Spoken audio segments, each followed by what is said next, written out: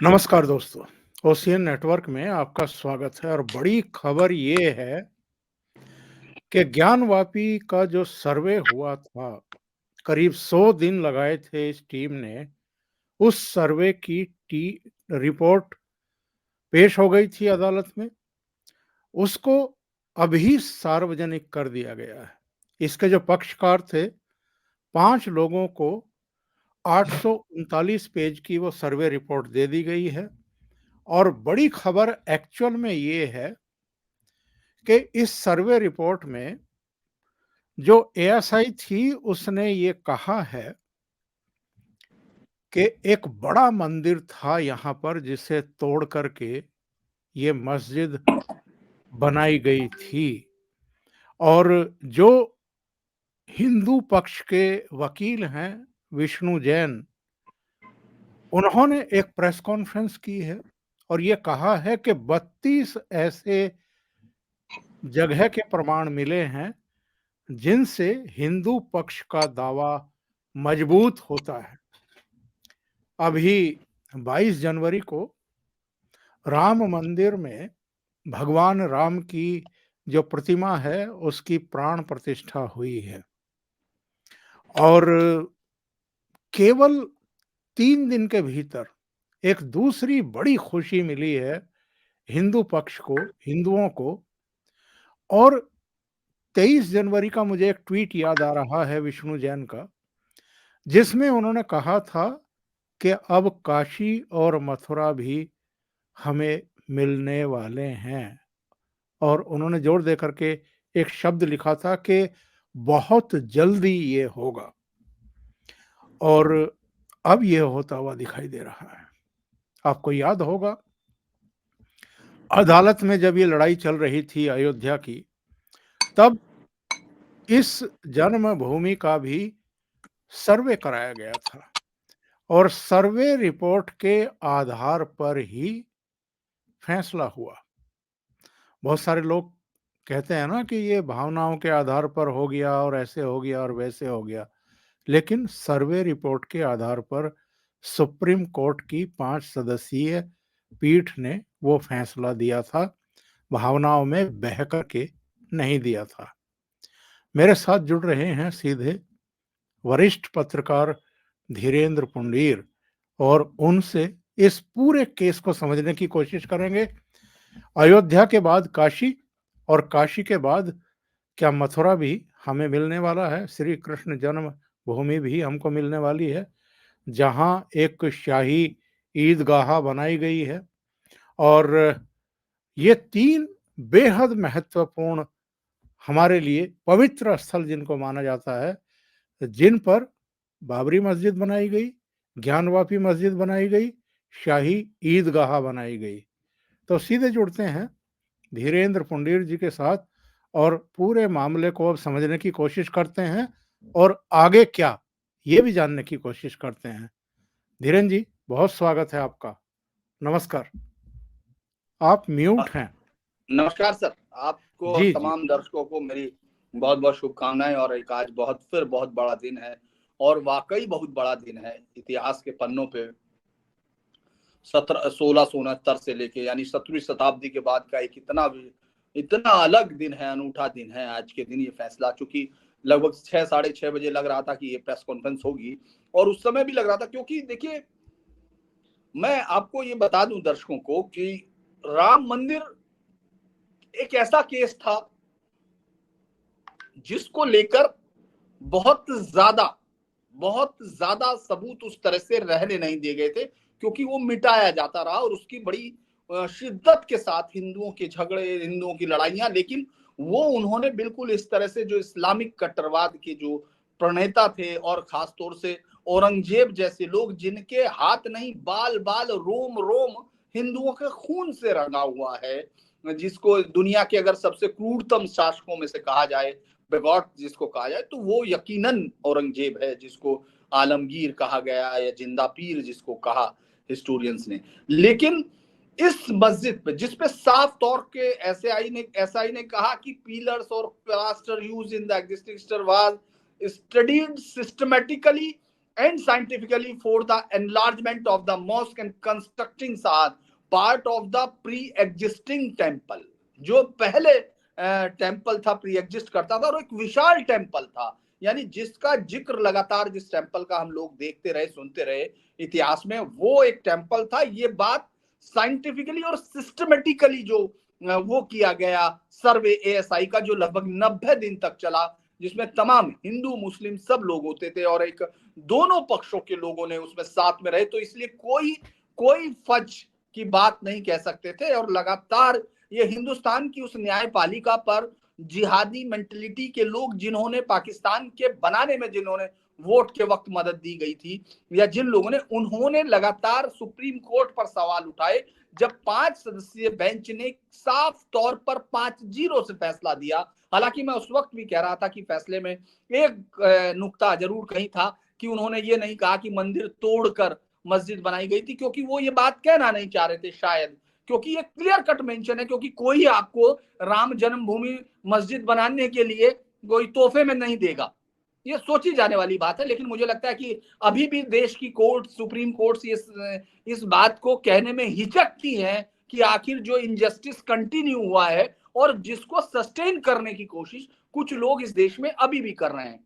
मैं अगर आपको ये कहूं कि इस पूरे जो काशी का मसला है, दरअसल काशी का ज्ञान व्यापी कूप, अगर मैं आपको 3 हिस्सों में हम लोग इसको बताएं कि सिक्कों में एपिग्राफिक एविडेंस, लिटरेरी एविडेंस, ये और जो आपको स्कल्पचर आर्किटेक्चर का जो एविडेंस है वो क्लियर कट मेंशनिंग है। आप जब जाते हैं मस्जिद पर, जब अब उस कॉरिडोर में जाते हैं, काशी कॉरिडोर में, तो जब आप गेट नंबर 4 की तरफ से एंट्री करते हैं तो आप इसी मस्जिद के पास जाते हैं और जहां पीछे आपको ये स्ट्रक्चर दिखाई देती है, सीधे तौर पर ये स्ट्रक्चर आपको दिखाई देती है। इसमें से अब ये इन्होंने अलग अलग समय तोड़ा, ये उस समय के टूटे हुए मंदिर का, उस समय की एक बनाई हुई इंग्लिश जो अंग्रेज पेंटर था उसकी एक फोटो है ये, उस वक्त जिस तरह से आप टूटे हुए लोग दिख रहे हैं।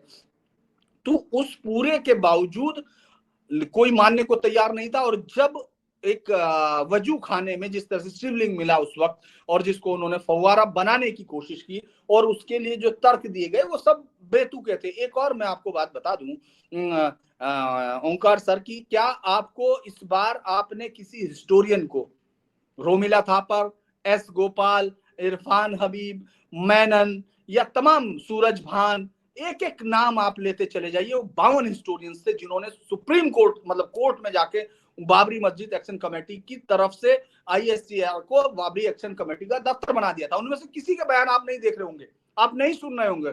आपने इस पूरे में, आप मुझे बता सकते हैं कि क्या आपने एक भी बयान उनका पढ़ा है मथुरा काशी को लेकर? नहीं पढ़ सकते, क्योंकि ये कोई भी जो अंधा स्टूडेंट है जिसको आंखें नहीं है, इतिहास पढ़ के आ गया जो ब्रेल लिपि से, वो भी ऐसे हाथ फेर के बता सकता है कि ये सीधे तौर पर तोड़ा गया मंदिर है। इस पिछले कुछ समय से आप देखेंगे यूट्यूबर्स के गैंग जो खासतौर से हिंदू रिलेटेड है, वो अचानक माफी मांगना शुरू कर देंगे। मैं अभी की बात बता रहा हूं, अभी वो माफी मांगना शुरू कर देंगे, माफ कीजिए ये वो हिंदुस्तान नहीं है। लेकिन ये साइंटिफिक एविडेंस से मिला है, ये एक सिस्टमेटिक किया गया, और एएसआई सर्वे पूरी दुनिया में जो भी टेक्निक्स हैं जिनको पूरी दुनिया में माना जाता है उनके आधार पर हुआ है।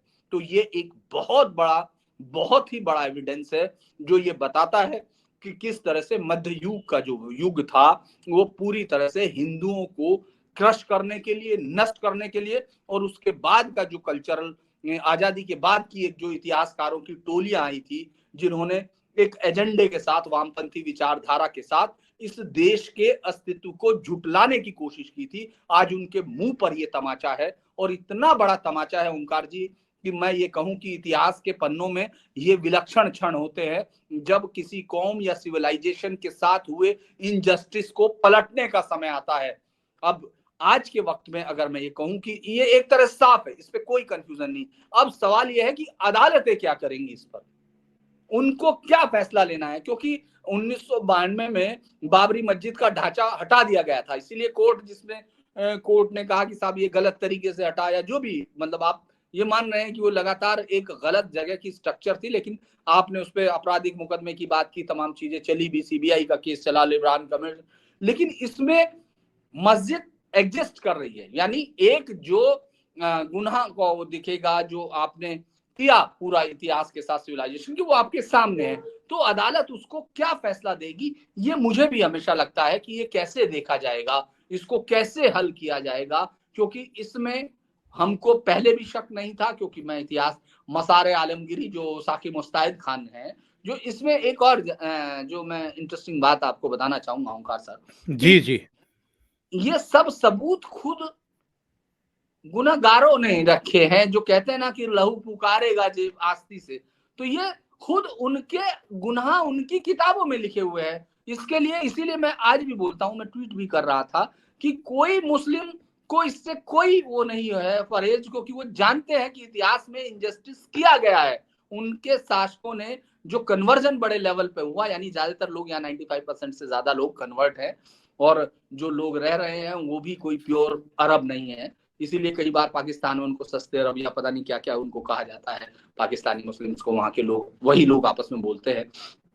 लेकिन यहाँ साकिब मुस्तैद खान की किताब को कोई नहीं झूठला सकता। इसलिए मैं बार बार कह रहा हूं कि कोई हिस्टोरियन नहीं आया, सिर्फ एक अशोक कुमार पांडे नाम का एक झूठे हिस्टोरियन ने एक इतना बड़ा झूठ बोलने की कोशिश की 1934 के कुबेरनाथ शुक्ल की किताब का उदाहरण देकर। मुझे याद था तो मैंने उसकी किताब को बाकायदा जो रेफरेंस उसने दिया था उसको सामने रख के बताया कि ये झूठा है, ये झूठ बोल रहा है, क्योंकि कोई हिस्टोरियन सामने नहीं आ रहा। पॉलिटिकल साइंस का एक प्रोफेसर हिस्टोरियन बन के पूरे देश को समझाने की कोशिश कर रहा था, क्योंकि ये एक मुहिम है। ये एक जो जो लोग नफरत से भरे हुए हैं, जिनको मोदी या इस सरकार की आइडियोलॉजी से नफरत है, वो इसके पीछे इतने खतरनाक तरीके से हो गए कि उनके लिए देश का कोई मतलब नहीं है, वो उस लेवल पर जा रहे हैं।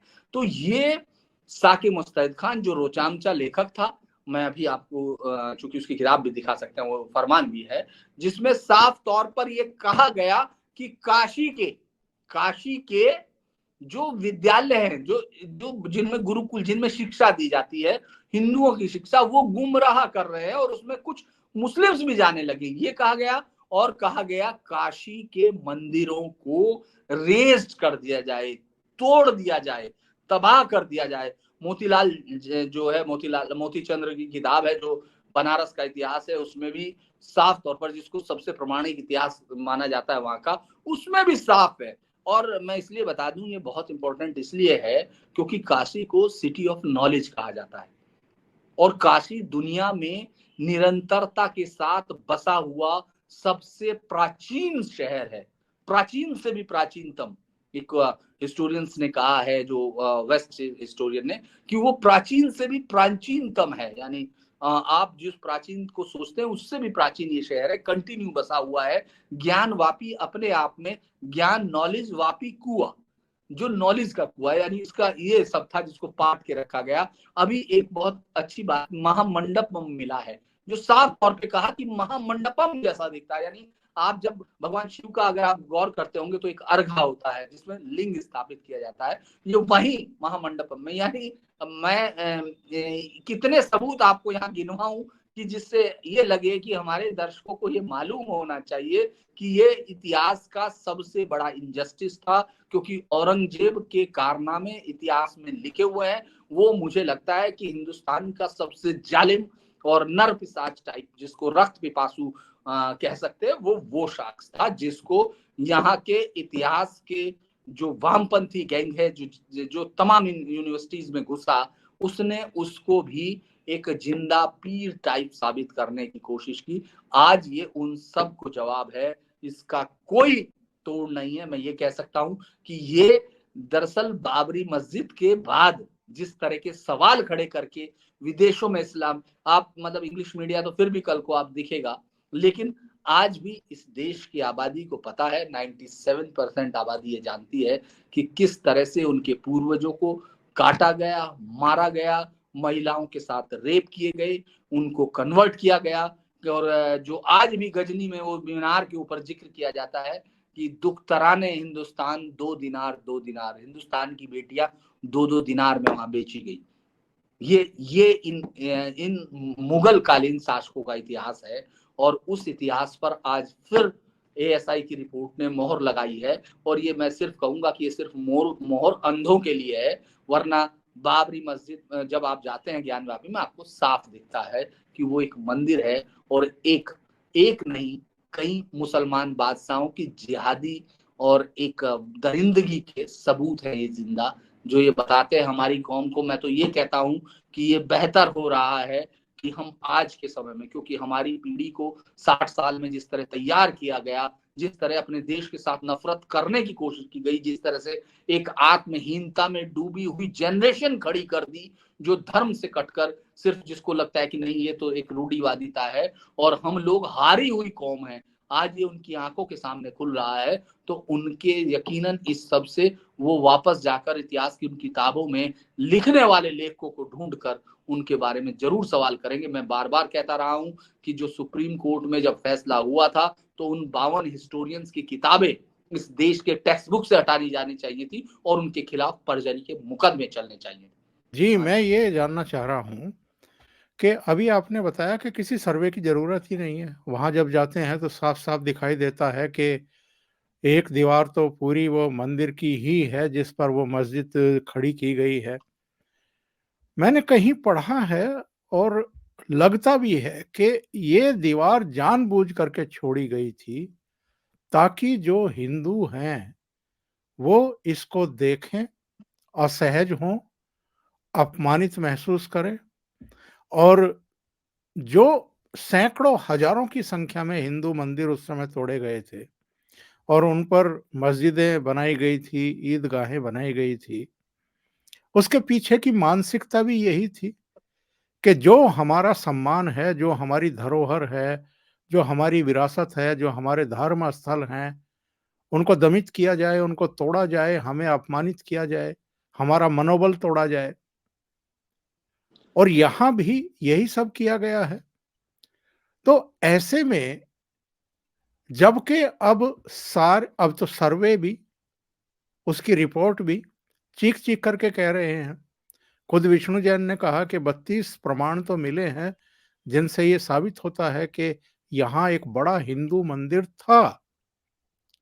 तो ऐसे में अब आपको क्या लगता है, जो ये काल चल रहा है, जब भारतीय जनता पार्टी की सरकार है केंद्र में, तब एक आत्मबल मिला है लोगों को, वो खड़े हो रहे हैं, वो लड़ाई लड़ रहे हैं, वो अपनी विरासत को वापस हासिल करने की कोशिश कर रहे हैं, उसका सम्मान, उसका गौरव लौटाने के दिशा में लोग बढ़ रहे हैं।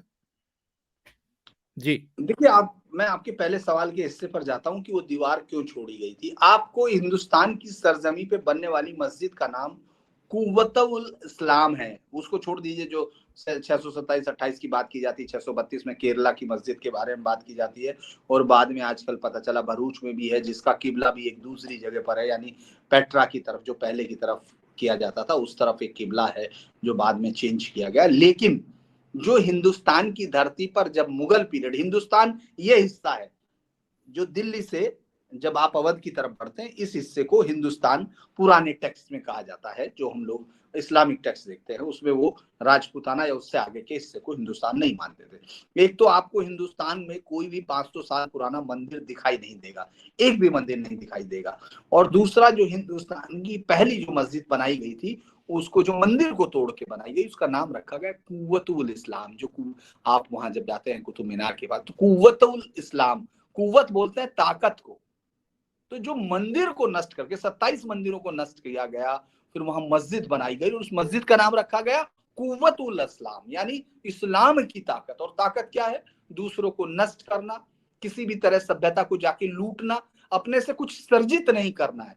सृजना की कोई ताकत उस समय उन दरिंदों या वैश्यों में नहीं थी, जो आक्रमणकारियों के तौर पर इस देश में आए और अपने साथ सिर्फ तबाही लाए। उन्होंने कोई कोई कंस्ट्रक्टिव, मैं नहीं मानता हूं कि यहाँ इस देश में कोई गंगा जमनी तहजीब का जो नाम लिया, एक फर्जी जो तहजीब गढ़ी गई, जिसमें गंगा भी हिंदुस्तानी, यमुना भी हिंदुस्तानी, उसका ना अरब से कोई लेना देना, ना ईरान से कोई लेना देना, तो फिर उस तहजीब का क्या मतलब, ये आज तक कोई नहीं समझा। जिसको गंगा जमन तहजीब का तूतिए हिंद कहा जाता है, अमीर खुसरो, वो जो है उसको अलाउद्दीन खिलजी, जो दुनिया के क्रूरतम शासकों में आता है, जिसने ये तय किया था कि कोई हिंदू जब जजिया देना है तो वो थूक के आपके, अगर कोई अधिकारी जा रहा है इस्लामिक वो जो जा रहा है आप घोड़े पे नहीं चढ़ सकते थे, और अगर वो थूकना चाहे तो आपको अपना मुंह खोलना है काफिरों को, यहाँ के हिंदुओं को। और ये सब मैं जो बोल रहा हूँ वो टेक्स्ट लिखे हुए हैं, उसमें कोई किसी को भी अगर दर्शक को चाहिए तो वो रेफरेंस में आसानी से उपलब्ध करा सकता हूँ, कोई ऐसा नहीं।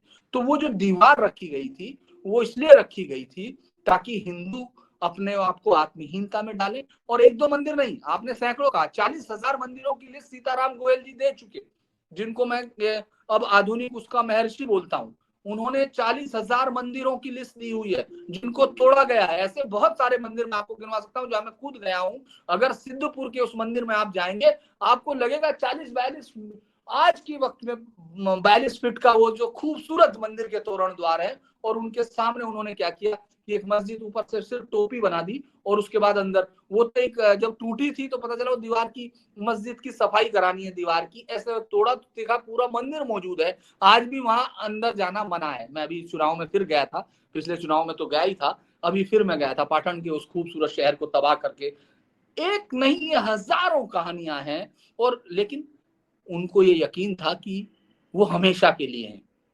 उन्होंने जैसे दुनिया की हर सभ्यता को मिटा दिया, मिस्र मिटा दिया, पर्शिया मिटा दिया, बेबीलोनियन मिटाए, बाइजेंटिन्स मिटाए, उनको लग रहा था वो हिंदुस्तानियों को भी खत्म कर देंगे। लेकिन आपसे जो मेरी पिछली भी चर्चा हुई थी, एक बार हम लोग पहले भी बैठ, जिसमें मैंने कहा था कि कोई कम्युनिस्टों का नारा नहीं है कि ना हम भूलेंगे ना हम छोड़ेंगे। इस कल्चर ने वही खड़ा किया। इस खूबसूरत मंदिर को जब तोड़ दिया गया, रेज किया गया, ये 4 बार बना है। मतलब मैं आपको ये बता दूं कि ये तोड़ा जाता रहा। इसमें पहला अटैक 1194 में कुतुबुद्दीन ऐबक का है। उससे पहले नियल्तुगीन ने अटैक किया, और उसके बाद रजिया बीवी जो इतने कम समय के लिए थी, जो खुद इधर से उधर भागी फिर रही थी, उसने भी यहाँ किया। उसके बाद शर्की सुल्तानों ने तोड़ा, और लास्ट में इसको औरंगजेब ने खत्म किया। तो इसके बावजूद ये बनता रहा। मैं आपको शेयरिंग का वो बता दूं, मतलब बहुत सारी कोट्स दे सकते हैं, जिसमें एक कहा गया कि ये मंदिर हिंदू रेजिस्टेंस का प्रतीक बन गया था। मतलब वो तोड़ते थे, हम बनाते थे, हम छोड़ नहीं रहे थे। मैं बार बार आपको कह रहा हूं कि ये हमारी कल्चर की सबसे बड़ी ताकत है कि हमने छोड़ा नहीं। हमसे जमीनें चली गई, वो भी कुछ गद्दारों की वजह से, जो उस वक्त, मैं आज भी मानता हूं कि उस समय जब डिवीजन का प्रोसेस चल रहा था तो हिंदुओं की तरफ से कोई मीटिंग में नहीं बैठ रहा था। देश हिंदू मुस्लिम में बट रहा था, लेकिन हिंदुओं का कोई प्रतिनिधि नहीं था वहां। कांग्रेस जो अपने आप को सेकुलर कहती है वो हिंदू भी थी और सेकुलर भी थी, तो इसीलिए आपके सामने आपके लिए कुछ बात ही नहीं हो पा रही थी। एक कल्चर को खत्म करने की निरंतर कोशिश। बल्कि आपने देखा होगा आर्यव्रत जो उत्तर प्रदेश का नाम था, जिसको सिर्फ नेहरू की वजह से मना किया गया। संपूर्णानंद ने कहा कि जो बाद में मिनिस्टर चीफ मिनिस्टर बने यूपी के, वो वरिष्ठ नेता थे, उन्होंने इसका नाम आर्यव्रत जो दिया गया 50s में। और उसका जो गोविंद वल्लभ पंत जैसे टावरिंग इमेज के लीडर, उन्होंने भी उसका अनुमोदन किया, लेकिन उसको सिर्फ इसलिए कि इससे संघी बू आती है, नेम में क्या, नाम में क्या। तो एक तरह से आपके जो मुस्लिम शासक थे उनको लगता था कि वो हमेशा के लिए हैं। वो जिस तरह उन्होंने सारी कल्चर्स तबाह कर दी, उनका म्यूजिक, उनका उनका लिटरेचर, उनकी कल्चर, सब कुछ खत्म कर दी। उनको लग रहा था हिंदुस्तान में वो ये कर देंगे, इसलिए वो बाकायदा नोट करते थे, एक एक चीज नोट करते थे कि हमने इनको, काफिरों को मार गिराया, काफिरों के मंदिरों को ढहा दिया गया, वहां मस्जिद की मीनारें खड़ी कर दी गई, इस्लाम की कुव्वत दिखा दी गई। लेकिन यही चीज, क्योंकि हमारे ग्रंथों में साफ कहा गया कि तुम्हारे गुनाह लौट के आएंगे, तुम्हारे पाप कहीं बहते नहीं है। और हम उस बात को फिर वापस देख रहे हैं कि वही काशी जो सिटी ऑफ लाइट थी, जो देश में ज्ञान की एक भूमि थी, और वो कोई एक थोड़ी है। आप स्कंद पुराण से लेके जो सबसे पहला टेक्स्ट है फर्स्ट सेंचुरी का, दूसरे महामात्र का, उसमें भी है, और एक एक चीज का पूरा डिटेल्ड वर्णन है। तो इस पर बात करने वाले कौन थे? कोई नहीं। इस पर तो सिर्फ एक 1947 के बाद भी आप इस देश को एक मानसिक तौर पर गुलाम बनाए रखना चाहते थे। उसके बाद जाति की राजनीति आ गई, उसके बाद क्षेत्र की राजनीति आ गई। तो वो राजनीति इसीलिए आई थी क्योंकि अगर कोई हिंदू ताकत जो भारत को समझती है, जो भारत को बनाना चाहती है, वो अगर रिसर्जेंस करती है तो बहुत सारे लोगों के लिए खतरा हो सकता है। इस देश में दुनिया का कोई देश नहीं होगा जहां मेजोरिटी को अपने राइट मांगने पड़ रहे हो। दुनिया में किसी देश में नहीं है। ये कोई उदाहरण नहीं दे सकता कि मेजोरिटी कहीं अपने अधिकार मांगती है।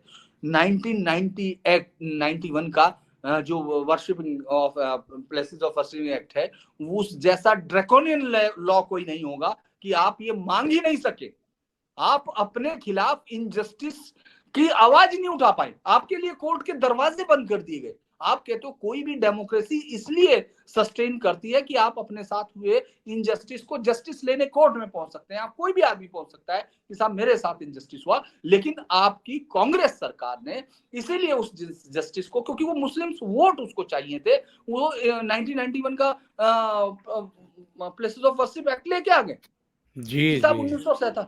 इसके अलावा दूसरा जो वक्फ एक्ट है, वक्फ एक्ट पे तो आप उनकी संपत्ति बढ़ गई पूरी, ये देश इसमें टुकड़े हो गए, मुसलमानों के अलग देश उन्होंने मांगा, अपने देश में लेके चले गए, पूरी ताकत दे ली। यहाँ तक कि आप ये सोचिए कि एक कुर्सी पर जो लड़ाई हो रही थी उसमें 3 टांगे थी, जब बंटवारा हुआ तो अफसर इसलिए लड़ रहे थे कि इसकी 3 टांगे हैं तो इसको कैसे लेके जाया जाए। यानी इतनी इतनी बातें हुई, कितनी चम्मच, कितने प्लेट, कितनी वो, उस पर आपके यहाँ जब आपके समय ये हुआ और आपने ये सब चीजें छोड़ दी, आप वो मुस्लिम वोटों के तुष्टिकरण, वो तो चाहेंगे जिसको फ्री मिलेगा वो तो लूटने की परंपरा बनाए रखने की कोशिश की जाएगी। तो ये सारी चीजें इसीलिए संभव हो पाई क्योंकि आपके यहाँ लीडरशिप ने, कोई भी उनके अंदर वामपंथियों की जहनियत थी जो पूरे देश को 17 टुकड़ों में बांटना चाहते थे। उनके पास कोई एक आइडिया इस देश के विजन के लिए नहीं था, और वो इस देश को कभी भी, आज भी लिखा जाता है कि ये देश जो है अंग्रेजों ने एक किया, या लिखते हैं कि अकबर ने किया, मुगलों ने, वो ये उसको एब्रेशन मान लेते हैं। आप सोचिए कि अशोका के खुद लिखते हैं वो द ग्रेट अशोक किंग, क्योंकि वो बौद्ध हो गया, हिंदू नहीं रहा ना, तो इसीलिए आपने ग्रेट अशोका कर दिया। उसको वो एब्रेशन मानते हैं। यानी 3500-2300 साल पहले, 2400 साल पहले ये देश एक हो चुका था, उसका मैप आपको दिखाई देगा, विशाल राज्य है, लेकिन वो कह रहे वो एब्रेशन है। तो इसीलिए मुझे लगता है कि इस फैसले ने बहुत सारी चीजें साफ कर दी। और आगे मथुरा इससे भी क्लियर केस है, मतलब मथुरा इससे भी क्लियर केस है। अगर मैं कहूँ वहां तो कोई चीज से बताने की भी जरूरत नहीं है कि वहां क्या है, क्योंकि साफ लिखा हुआ, मस्जिद मंदिर तोड़ के उसकी मूर्तियां, जो वहां की मस्जिद है आगरा की, उसकी सीढ़ियों में दबा दी गई। आप क्या पूछें? मैं जानना चाहता हूँ, चलिए विभाजन हो गया, पाकिस्तान बन गया, फिर 1971 में एक और घटना हुई, बांग्लादेश बन गया। यहाँ जो मुस्लिम रह रहे हैं और जो मुस्लिमों की कट्टरवादी जो लीडरशिप है, वो जिस तरीके से बेशर्मी के साथ, बेहयाई के साथ, ठिठाई के साथ, अनैतिकता की सारी सीमाएं लांघते हुए, कट्टरता की सारी सीमाएं लांघते हुए अभी भी अड़ी रहती है, बजाय इसके कि वो ये माने कि अतीत में जो आक्रांता थे उन्होंने गलतियां की हैं, उन्होंने हिंदू मंदिर तोड़े हैं और वहां पर मस्जिदें बनाई हैं, और गलतियों को स्वीकार करते हुए वो, और खास तौर से जो 3 मांगे गए थे उनको वापस हिंदुओं को सौंपते, ताकि एक बेहतर माहौल बनता, विश्वास का माहौल बनता, समरसता, सदाशयता और सद्भावना का वातावरण बनता। ये तो हुआ नहीं। आज भी हम देख रहे हैं, ज्ञानवापी के सर्वे का सवाल आया, उसका विरोध किया गया, सुप्रीम कोर्ट तक ये लोग पहुंच गए। इसके बाद उसको जहां पर शिवलिंग मिला है, बेशर्मी के साथ, बेहयाई के साथ उसको कह रहे हैं कि फव्वारा है। उसको वजू खाने में ले लिया गया, जहां पर कुल्ला भी करते हैं, जहां हाथ पैर भी धोते हैं। इतनी पवित्र, मतलब हमारे महादेव का प्रतीक होता है शिवलिंग, जिसको ज्योतिर्लिंग माना जा रहा है, और नंदी जी का मुंह भी उसी तरफ है।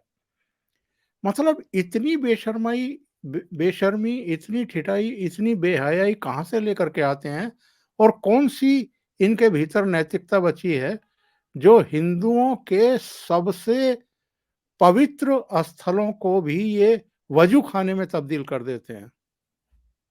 देखिए, एक तो हमको कल्चर पे गौर करना चाहिए, क्योंकि जो 1947 का डिवीजन हुआ था वो प्रॉपर तरीके से एक लूट थी। आपने लुटेरों के सामने समर्पण किया था। आपकी लीडरशिप सच्ची लीडरशिप उस वक्त नहीं थी, जो भले ही कोई भी कहते।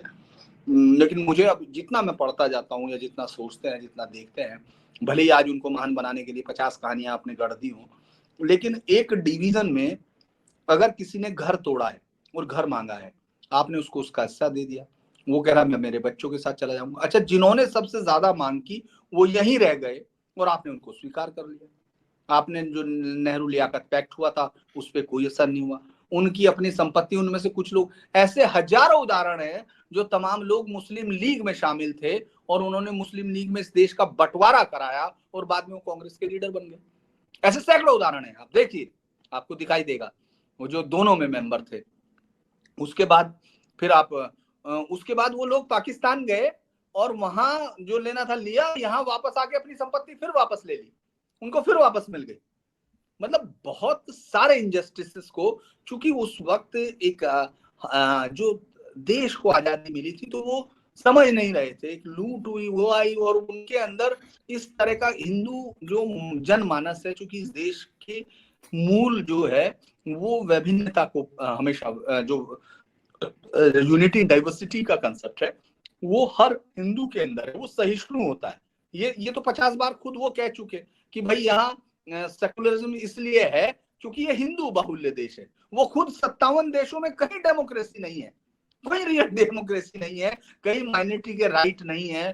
पाकिस्तान में जिस तरह से महिलाओं बच्चियों के साथ जो हो रहा है, जिस तरह मंदिर तोड़े गए और तमाम चीजें, बांग्लादेश जिसको हमने रखा, अपना खून बहा के रखा, वहां हिंदुओं की बच्चियों को उठाया जाता है। वहां तस्लीमा नसरीन सिर्फ एक किताब लिख देती है लज्जा, जिसमें कुछ वर्णन कर देती है, उसको अपना देश छोड़ के भागना पड़ता है। वहां जो लोग छोड़ते हैं उनके कत्ल किए जाते हैं, हम लोग स्क्रीन पर देखते हैं। तो आपको ये सब चीजें, चूंकि जब कोई एक मैं उदाहरण छोटा सा दे सकता हूँ कि जब किसी बच्चे को उसको लात मारने के, मोहल्ले के लोगों पर पत्थर मारने के, उनके कत्ल करने के अवार्ड दिए जाते हैं, तो वो एक ताकत बन जाती है।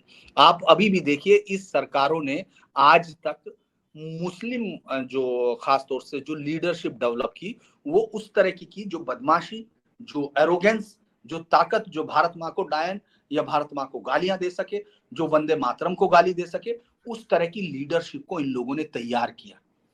आपने आज तक आपका देश अलीगढ़ मुस्लिम यूनिवर्सिटी से जिन्ना की तस्वीर नहीं हटा पाया, जिनको नष्ट कर दिया जाना चाहिए था, मेरा मानना है, जिनको वो इस लायक नहीं थी यूनिवर्सिटीज कि उनको बचाया जाना चाहिए था, क्योंकि उन्होंने देश के बंटवारे की नींव रखी, उन्होंने इस देश के बंटवारे की वो शस्त्रागार थे। लेकिन आप ये सोचिए, आपके देश के प्रधानमंत्री भी उसको लाइट मानते हैं या वो मानते हैं, और आपके जो उसी जगह से पढ़े हुए, दरअसल जो लीडरशिप थी आपकी वो अंग्रेजी स्पोकन, जिनको मतलब ताकत मिल रही थी, वो लोग वास्तविक लीडर नहीं थे, वो सब अंग्रेजी भाषी थे, और उनके रिश्ते उसी अंग्रेजी भाषी सिस्टम से थे जो इस देश के जो बहुसंख्यक आबादी है, खासतौर से इस देश की, अंग्रेज ये जानते थे जो मुगल नहीं कर पाए, मुसलमान 500 सालों में नहीं कर पाए, अपने तमाम अत्याचारों, जिजिया, रेप, कन्वर्जन तमाम के बावजूद नहीं कर पाए, अंग्रेजों ने वो अपनी एजुकेशन के सहारे कर लिया। उन्होंने आपके जो आपकी पीढ़ियां हैं, जो आपकी कल्चर के अंदर का जो सबसे बड़ा ताकत का, यानी प्रतिरोध की जो ताकत थी, वो आपसे छीन ली। वो आपने उसने आपको कमजोर कौम के तौर पर खड़ा कर दिया, किताबों के तौर पर।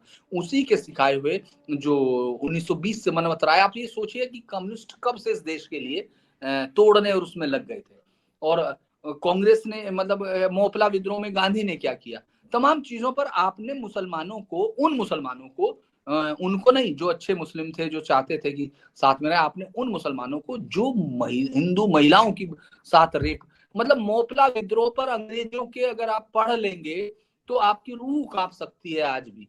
उन्होंने वो अत्याचार किए मुसलमानों ने, और कांग्रेस जिसके लीडर वहां बैठे थे मुसलमान, उन्होंने एक निंदा प्रस्ताव पास नहीं होने दिया। महात्मा गांधी निंदा प्रस्ताव पास नहीं करा पाए अपनी हैसियत से, और वो अंग्रेजों, हिंदुस्तान से मुसलमानों को, पाकिस्तानी मुसलमानों को 55 करोड़ रुपए दिलाने के लिए, जिसके हथियारों से वो हिंदुस्तान पर अटैक करता। तो ये एक लीडरशिप की जो विजनरी होती, वो ये कमी थी, जो आप बार बार कह रहे हो कि उनकी बेहयाई क्या है। वहां वो जो यूट्यूबर्स हैं वो खुद कभी पर्दे में नहीं रहते हैं, वो उनको हमेशा वो है, लेकिन वो हिजाब मांगते हैं क्योंकि उनको मालूम है कि आप दे सकते हैं, उनके लिए खड़े हो जाएंगे लोग ना। वो जानते हैं इन चीज हमको आगे बढ़ना है। वो जनसंख्या ज्यादा है, वो उसको वो समझते हैं, क्योंकि पॉपुलेशन राइट तो एकदम उनको अपने आप लगेगा। सीए जो है, जो जिसमें सिटीजन अमेंडमेंट एक्ट में, जिसमें कोई लेना देना नहीं मुस्लिम का, है ना, जिसमें कोई लेना, वो उस पर सड़क दाव कर सकते हैं। और आपके जो ताकत के लिए भूखी, सत्ता के लिए भूखे लोग हैं, खासतौर से जातीय जो राजनीति के लोग हैं, उसमें आप कुछ जातियों को देखेंगे, उनके ट्वीट पढ़िए, आपको लगेगा कि जैसे ये हिंदुस्तान को बार बार तोड़ने, यहाँ तक कि आपको याद होगा अभी चुनाव से पहले खुद अखिलेश जो है जिन्ना को लेकर क्या कहने लगे, रामगोपाल यादव ने जिन्ना को क्या कहा। इन लोगों को दरअसल आपके यहाँ सत्ता की राजनीति ने राष्ट्र की राजनीति को कहीं कभी आने नहीं दिया, क्योंकि वो पढ़ाई में नहीं शामिल थी, वो आपके सामने नहीं थी। ये तो आप जो कह रहे हैं, मुझे लगता है कि एटमॉस्फेयर इस सरकार से भी ज्यादा इस इंटरनेट का है, जिसके सहारे आप और मैं अपने अपने घर में बैठकर भी हम बात कर पा रहे हैं, जिससे एक दूसरे को, और जो हजारों लाखों लोगों तक सहज पहुंच जाएगा। इस ताकत ने हमको एक करके इस राष्ट्र को जगाने की कोशिश की कि उठो, वरना ये खत्म कर देंगे जो इस देश को प्लेग्राउंड बना रहे हैं जिहाद का, और जो क्रिश्चियन कन्वर्जन है उसका। क्योंकि नॉर्थ ईस्ट में 1902 1904 की अगर आप रिपोर्ट से देखेंगे तो उस वक्त सिर्फ 2 से 4% क्रिश्चियंस थे, आज वहां कई सारी स्टेट्स क्रिश्चियंस हैं। तो इसीलिए मुझे लगता है कि जो ढिढाई आप देखते हैं, खासतौर से आप देखिए ओवैसी क्या क्या बोल रहा है, कह रहा कि बाबरी मस्जिद हम नहीं भूलेंगे, हम ये नहीं करेंगे, हमसे छीन ली गई, और आपके घर में मर जाए तो आप माँ बाप को भूल जाएंगे। मैं ये सोच रहा था कि अगर ये एक बार ये 1 अरब हिंदू ये सोच लें कि हमारे माँ बाप के साथ क्या हुआ, तो कितने बच्चे, तब क्या होगा। वो जो धमकी देने की कोशिश करता है उसका भाई 15 मिनट में इस देश के, और वो है, अरे दंगों में रोते हुए ये बिलखती हुई कहानियां सुनाने वाले लोग, वो जो है मुरादाबाद दंगे की जब रिपोर्ट रखी गई, आपने देखा वो कमीशन की रिपोर्ट साफ तौर पे बता रही कि दंगा किस तरह किया गया, हर दंगे में किस तरह शुरुआत होती है। ये ये तमाम चीजें आपको बताती है। दरअसल वो ढिढाई उन हिंदुओं की तरफ से है जो सेकुलरिज्म के नाम पे एक फर्जी कहानियां गढ़ते हैं, जिनको अपने आप के होने पर है। क्योंकि जोगेंद्र नाथ मंडल एक आइडिया है, जोगेंद्र नाथ मंडल एक आदमी का नाम नहीं है, जो देश को तोड़ने के लिए मुस्लिम लीग के साथ गया, और जब मुस्लिम लीग ने वहां उसको धुनाई करनी शुरू की, असलियत सामने आई उसको उसकी, तो वो अपने आप तो भाग आया पिट के, लेकिन अपने साथ उन जो लाखों लोगों ने उस पर यकीन करके कि नहीं साहब ये हमको बदला है और इस्लाम हमारा भाई है। जबकि अंबेडकर इतनी क्लैरिटी के साथ बोलते हैं, शायद वो हिंदुओं को भी कहते हैं, लेकिन हिंदुओं में एडेप्टेशन है। कोई हम में से शायद ही कोई ऐसा मुझे लगता होगा जो ये कहेगा कि जातिवाद बहुत अच्छी चीज है, वो सीधे तौर पर उन टेक्स्ट को खारिज करता है। लेकिन वहां एक टेक्स्ट है जो 1400 साल पहले, 1400 साल नहीं है क्योंकि 150-200 साल बाद हदीस और कुरान शरीफ आती है, वो उन टेक्स्ट में चेंज नहीं कर सकता, वो उन टेक्स्ट में चेंज नहीं कर सकता। तो ये सबसे बड़ा कारण है, उनकी ताकत नहीं है, ये वो खुद नहीं बोल रहे हैं, ये इस देश की एक दूसरी विचारधारा जो हमेशा से इस देश को तोड़ना चाहती है, जिसके लिए उसका विद्वान होना। क्योंकि आप ये देखिए अब यूट्यूबर शुरू हो जाएंगे, आज ही आप देख लीजिएगा, मतलब जैसे ये फैसला आया होगा, मैं आपको कुछ उन लोगों का बताता हूँ जो एक प्रोफेशनल, जिनका काम इस तरह से गाली देना है, मैं आपको लिख के देता हूँ, आप उनमें से कई सारे लोगों को देखेंगे जो मुसलमानों से ये कहते हुए माफी मांगेंगे, माफ करना मेरे भाइयों, अब ये देश हो नहीं रहा, मेरे भाइयों वो हिंदुस्तान मर गया, मेरे भाइयों वो गंगा जमनी तहजीब मर गई। अरे गंगा जमनी तहजीब कभी थी? गंगा जमनी तहजीब का सबसे बड़ा नायक तैमूर है, तैमूर लंग, जिसने 1 लाख हिंदुओं को लोनी में मार दिया और उनका खून जमुना में बहाया। और उसके 15 दिन बाद उसने हरिद्वार में जो मकर संक्रांति थी उसमें 30,000 हिंदुओं को काट दिया जो गंगा के किनारे था। तो दोनों हिंदू मुसलमानों का खून ये गंगा यमुना से जाके संगम पे मिला। तो वो संस्कृति, गंगा जमनी संस्कृति ये है। मेडिवल पीरियड पूरी तरह से हिंदुओं की कल्चर को, हिंदू सभ्यता को खत्म करने का बाहरी दरिंदों, वहशियों, बलात्कारियों का एक पूरा समय काल था। लेकिन हम लोगों ने उसमें लड़ा, हमारी लड़ाइयों को दिखाया नहीं गया, वरना आज मैं और आप शायद चौधरी और पुंडीर के साथ कुछ आगे आदिल वादिल लगा रहे होते। बहुत बहुत धन्यवाद धीरेन जी, इस बहुत ही महत्वपूर्ण मुद्दे पर चर्चा करने के लिए। और ऐसा लगता है कि अब कम से कम जो हिंदुओं का आत्मसम्मान छीना गया था, आत्मबल को कुचला गया था, उनकी जो सांस्कृतिक धरोहरों को दमित किया गया था, ध्वस्त किया गया था, वो सांकेतिक तौर पर ही सही और कुछ-कुछ ही सही, लेकिन बेहद महत्वपूर्ण, भगवान राम की जन्मभूमि पर बनाई गई मस्जिद तो 1992 में विदा हो गई थी, लेकिन वहाँ पर भव्य मंदिर बनने में समय लगा, लेकिन बन गया। इसी तरीके से अब काशी में जो बहुत पवित्र नगरी मानी जाती है और बाबा विश्वनाथ की नगरी मानी जाती है, वहाँ भी अगर हम एक सही दिशा में बढ़ते हुए दिखाई दे रहे हैं, तो मैं कहूँगा कि ये 2 ऐसी कामयाबियाँ हैं इस काल की, जिन पर हम गर्व कर सकते हैं और अपना आत्मबल 7वें आसमान पर पहुँचा करके आगे बढ़ सकते हैं। आगे की लड़ाई के लिए अपने को तैयार कर सकते हैं। बहुत-बहुत धन्यवाद धीरेन जी, जुड़ने के लिए और अच्छा, बहुत महत्वपूर्ण चर्चा में भाग लेने के लिए। नमस्कार। जी, नमस्कार।